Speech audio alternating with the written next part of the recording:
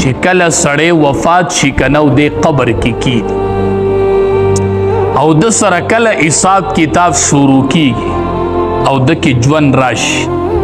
نو دې چې وګوري نو په د وخت د مازدیګري هر ټیم چې تاسو مړی ښخ کړئ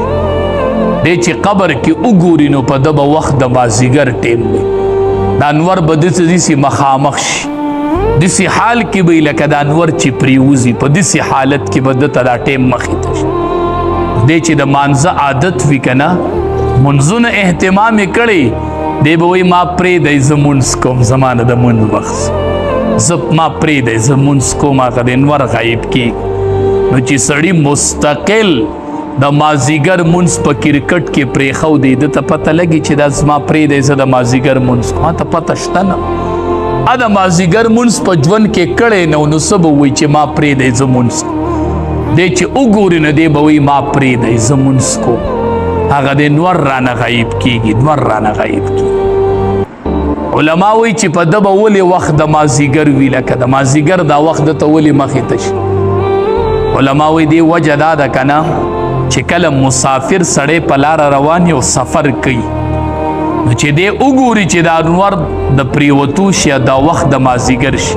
نو د سره اړه کې یره پیدا شي مسافر ډېر پریشان شي یره وایي شپه به کم ځای تېر شپه را روانه ده شپه به کم ځای تېر مسافر ته دا ټیم ډېر ګران پریوزي چې ماښام شي نو دم یو سفر کړی دی د یو عالم نه بل نوي عالم ته تللی دی نوی خلق دی نوی ځای دی حقه د مازدیګر ټیم پې راغی چې څه به اوس کېږي نو دنیا کې چې په سړي د مازدیګر ټیم راشي او مسافر یو د شپې ځای نه نو څه حالي نو قبر کې یو نوی مخلوق دی او نوی ځای دی او په د وخت د مازدیګر راغی چې د ده به اوس څه حالي دی قبر نو ځکه ورته الله دا وخت د مازدیګر راغی بس سمدستی ولا فرشتي راشي احادیث مبارکو کې راځي چې دا رشتہ دار ته واپس کیږي نو فرشتي ورته راغلي ستار واپس کیدل دی او فرشتي راتلي ستار واپس کیدل دی او فرشتي راتلي ډېر د یاري منظر دی ډېر د یاري منظر الله دې زموږ حفاظت وکړي بس الله دې موږ ته آسان نبی کریم صلی الله علیه وسلم یو صحابي دفن کو سعد رضی اللہ تعالی عنہ صحابہ توی تسبیح ہوئے سبحان اللہ ہوئے بیا ورتوی اللہ اکبر ہوئے صحابہ ورتی دا اللہ حبیب ناشنا کار دینن وینا ان چی دے سنگ قبر کے خود او تاسوی قبر برابر کو نوی پا دا قبر راتم ما ذکر ہوئی چی سبحان اللہ ہوئے تکبیر ہوئے اللہ اکبر ہوئے پا دا قبر راتم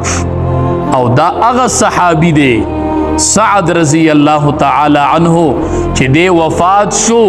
او 20,000 ملائک د جنازې لراغلي او 20,000 ملائکو د په جنازه کې شرکت کړو چې د جنازه کېدله او 20,000 ملائک راغلي و د په جنازه کې ولا بیا هم قبر راتم شو نبی علیہ السلام سبحان الله وایي تکبیر وایي تکبیر وایي نو علما وی چې دا قبر را تنګېدل یو ځل شته دا به یو ځل را تنګېږي بس خو بیا بعضې علما وی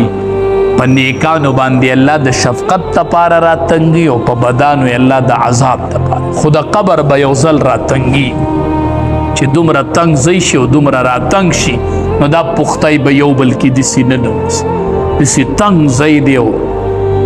وقت د مازدیګر به یو ملائک پر راغلي او حساب به کوي او ناشنا مخلوق دی دا داسې د وحشت منظر دی قبر ډېر سخت منظر دی الله دې زموږ د ټولو د عذاب قبر نه حفاظت وکړي نبی علیه السلام چې به مړی ښخ کړو دعا به وکړله وی یا الله دې ثابت قدمه کړي ثابت قدمه کړي دنه به اوس تپوسونه کېږي ملائک پر راغلي یا الله دې ثابت قدمه کړي دې تپوسونو کې ټینګ کړي الله ته استقامت نصیب کړي تا چېرته رور باره کې دا فکر کړی چې ښخې کې یا الله ثابت قدمه کړي نن به اوس سوالات کېږي او زما پکې هېڅ وس نه رسي د هېچا وس هم نه رسي اول تپوس پکې من ربک رب دې څوک عبادت به دې د چا کوو عبادت به دې د چا کوو دی به وایي عبادت خو به مې د رب کوو د خپل رب په دې شکر دی چې خدای مسلمانان پیدا کړي او غیر الله ته سجده نه ده کوي او د الله نه علاوه تندې چاته نه دی ټیټ کړی ان شاء الله دې تپوس کې به کامیاب ان شاء الله خو دویم او دریم تپوس کې به لګن خلون الله دې مونږ آزاد کړي بس دویم تپوس پکې ما دینو که دین دې سو هو ته په کوم دین باندې وي دین درته خپل معلوم دی نه چې دی وایي چې دین زما اسلام ای بچی وجود ته دی وګوره په اسلام برابر دی وګوره وجود وګوره ته برابر دی نو چې ته ځان ته وګورې نو ستا وجود به برابر وي چې په ګیره کې تا ډیزن کړی که نه او ته ځان ته وګورې چې ما دین که دین دې سو یا خدایا څه جواب به خدای له ورکوو په دغه ځای کې به جواب څه ورکوو چې د دین باره کې تپوس وشي او مونږ په ګیره کې ډیزن کړی وایي به چې دا د چا دین و هم ته ځان ته وګوره دا دین د چا و دا ته په کوم دین وي دا تا ته کوم شریعت ښودلی و دا د کوم پیغمبر سنت و ته وګوره ځان ته برابر یې په کوم دین باندې مړ وې په کوم دین به پاسې نو دا کوم دین دی چې مونږ ګیره کې ډیزن وکړو د 1,24,000 پیغمبرانو سنت دی او مونږ پکې مذاق اړو کو چې د قبر کې تپوسو کې چې ما دینو که دین دې سو شکل و صورت برابر دی په دین نن مونږ ټولې د اغیارو طریقې راغستې دي او د نبی کریم صلی الله علیه وسلم ښکلي سنت هم پرېښودي بل تپوس وکئ ماذا تقول فی حق هذا الرجل دی سړي باره کې څه وایي نبی کریم صلی الله علیه وسلم به ورته وایي د باره کې څه وایي ته به ووایي چې دا زما پیغمبر دی چې ګیره په مخ نه وبه وایي چې ګیره نه څنګه به وایي چې دا زما پیغمبر دی څنګه به وایي چې دا زما پیغمبر دی ډېر ګران تپوس په نښتې به یو او نبی علیه السلام به وي یا الله ثابت قدمې کې یا الله ثابت قدمې کې یا الله ثابت قدمې کې هلته به وایي وګوره دا د پیغمبر و او شکل صورت برابر و نه شکل خو مې نه دی برابر چې د قبر کې به څه جواب د الله د رضا دپاره په دې مخونو ښکلي اوږدې اوږدې ګیرې راپرېږدي اوږدې اوږدې ګیرې سوال درته کوم منت درته کوم د ګیره چې د موټي نه کم وي که نه دا ګیره نه ده بس په دې دوکه کېږم چې ما ګیره پرېښودې د یو پیغمبر ګیره هم داسې نه وه نو تا ته به وایي ته د کوم پیغمبر په دین وي د کوم پیغمبر دین و نو د الله د رضا دپاره مونږ هسې ګیرې پرېښودې دي خو چې لږ یې اوږدي موټي ته یې راورسو نبی علیه السلام به وي خالف المشرکین د مشرکینو مخالفت کوئ خزم امتیانو وی څنګه یې کوو وی اوفر اللحا وحف الشوارب بریتان کټ کوي او ګیرې اوږدې کوي دا د یهودو مخالفت دا د یهودو مخالفت یو سړی ګیره خرئی او بل سړی ګیره کنچی کوي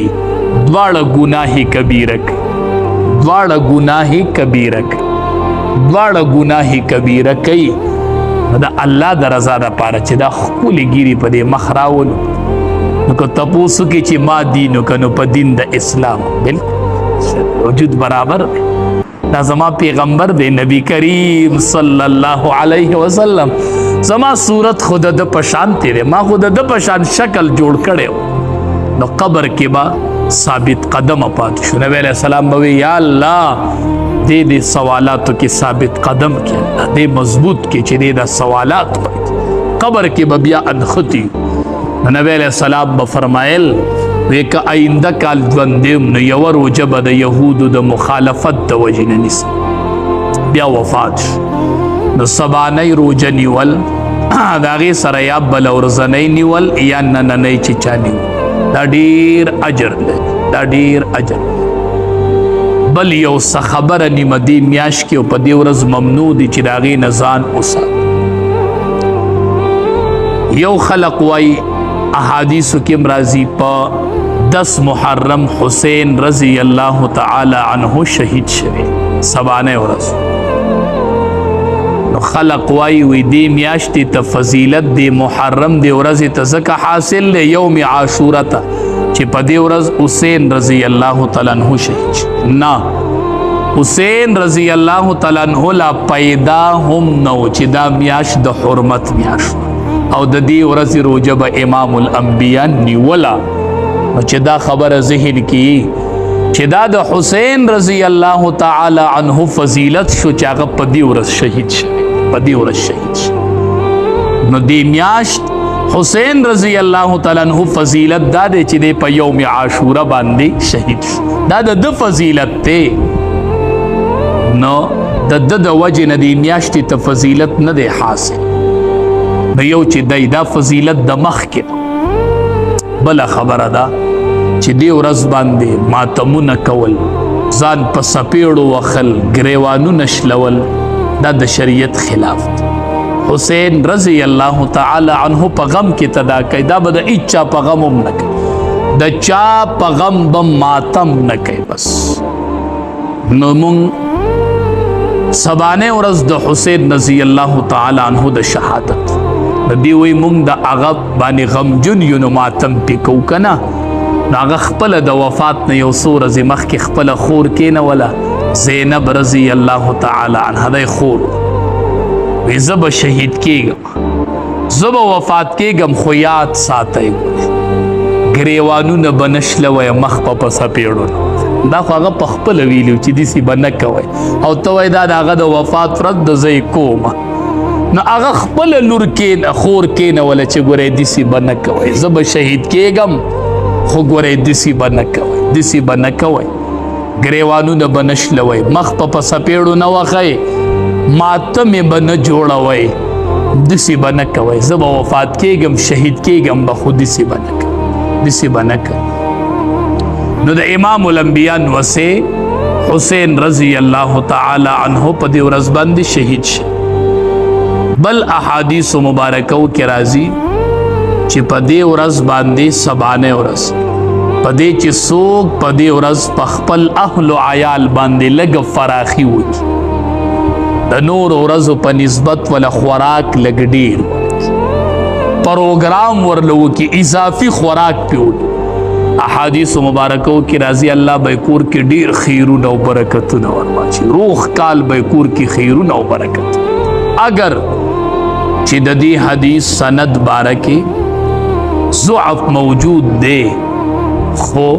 اکثر محدثین وایي چې دا حدیث مقبول نو چې په دغه ورځ سبانه ورځ باندې لږه فراخي وکړل شي په خپل اهل او عیال او زه به درته دا ووایم چې ما په خپل تجربه کړې ده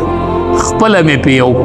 کال نیم اوسو چې عمل کړی دی او په دې سترګو مې هغه هر څه لیدلي دي بس په لنډو خبره ده بس حدیث وي د امام الانبیاء خبره وي دا د کمال نه ډکه وي ښه نو په خپل اهل او عیال باندې به فراخي دا به لازم هم نه ګڼو فرض به هم نه ګڼو واجب به هم نه ګڼو چاوه که جو ثواب دی داسې به نه وایو چاوه نه کو جو ګناهګار دی او دا خو غټ بد عمل وکړو نه داسې عقیده به نه ساتي او چې عمل پې چاو کو الله به ډېر خیرونه او برکتونه ورکړي بس په خپله به یې وینئ وکئ پې عمل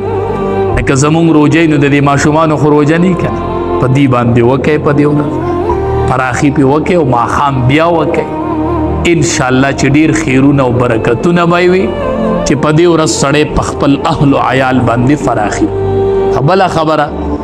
په دې ورځ باندې مخصوص خوراک نشته چې یا شربت یا سوجي پخول نه د خپل وس مناسب فراخي کول نه لازمي نه ده چې ته د شربت وسکې لازمي نه ده چې ته د سوجي پخوې نو په سوجۍ کې مخاص کوئ په شربت کې مخاص کوئ خپلې میان وله راوړه که نه چرګان راوړه میان راوړه د ګډ غوښه راوړه نو دغه سوجۍ او شربت پورې نښتې نو دا په دې کې خاص کوئ مو چې په دې ورځ به دغه خوراکې نه هر خوراک کې چې د فراخي وکړله خو په خپل اهل او عیال باندې فراخي وکړه انشاءالله ډېر برکات او خیرونه به یې ووینې چې څوک په دغه ورځ باندې فراخي وکړي الله تبارک و تعالی به ول ډېر خیرونه او برکتونه ورکړي چې هغه سبانه ورځ ده لکه چا نن روژه نیولي نو سبا ورسره ونیسئ که نن یې نه نیولې نو یو سبانۍ ونیسئ او یو ورسره بله ورځنۍ ونیسو. نبی علیه السلام وایي زه امید ساتم چې الله به پې د یو کال تیر شوي ګناه الله معاف. رب العالمین دې د